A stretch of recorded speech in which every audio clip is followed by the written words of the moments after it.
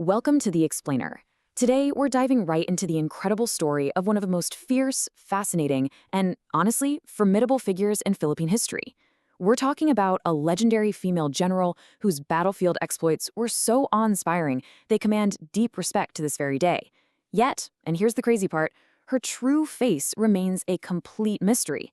I mean, how does someone achieve unparalleled military greatness, cement a legacy of sheer defiance, and still vanish visually from the historical record? Well, we're about to find out. So here's a question for you. How exactly do you honor a faceless hero? It's a pretty compelling question, right?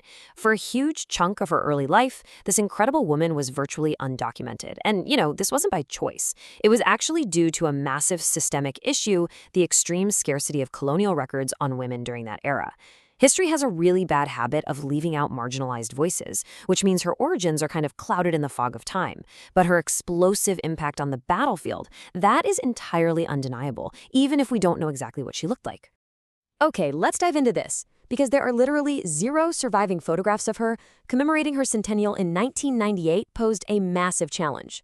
The National Historical Commission of the Philippines, teaming up with the Philippine Postal Corporation, had to rely entirely on written accounts. They designed her official 1998 centennial stamp purely from historical descriptions of her terrifying yet majestic battlefield presence. The core image they had to work with? A fierce woman brandishing a blade right in the heat of combat. To really understand the weight of that striking image, we have to go back to the beginning and see where her fire was actually forged. Section 1. The Faceless General. Her full name, Agueda Kahabagan Quinto. She was born in Santa Cruz, Laguna.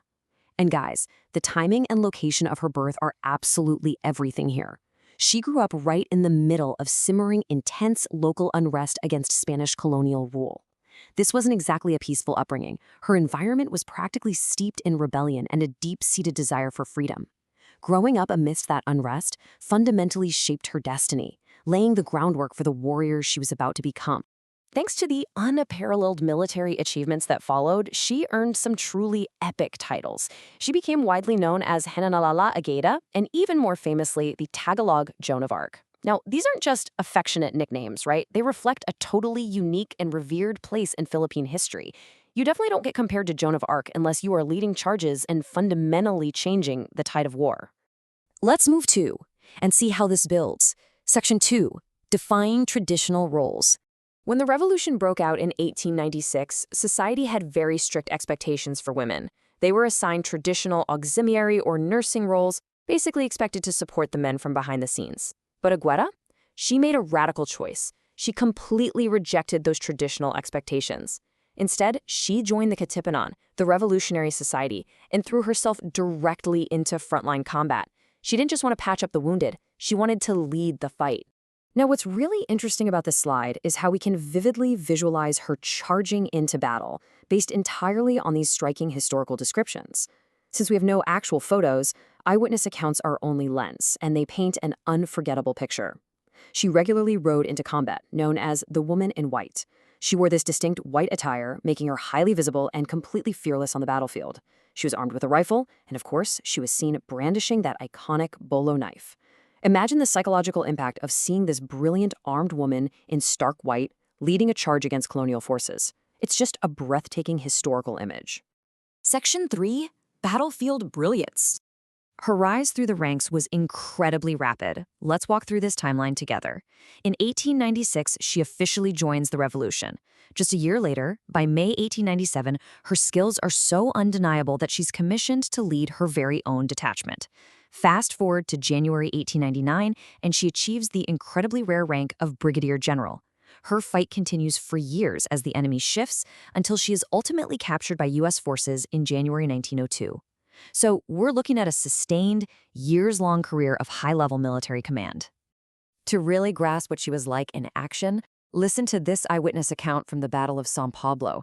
The observer literally noted her outperforming male counterparts by jumping over wide trenches and leading high-speed charges. I mean, wow.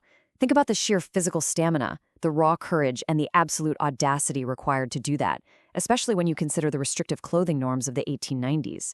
She wasn't leading from the back. She was the tip of the spear, leaping over trenches and leaving the men scrambling just to keep up with her pace.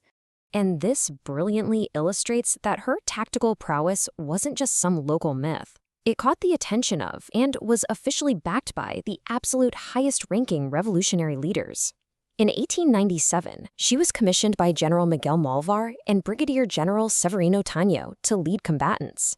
Then, in 1899, it was General Pio del Pilar himself who specifically recommended her to General Emilio Aguinaldo for her official appointment as Brigadier General. She earned the respect of the top brass through pure, undeniable battlefield brilliance. Section 4. A lasting legacy. So, the crucial point is this number right here, 1. On January 4th, 1899, that Brigadier General appointment formalized her status.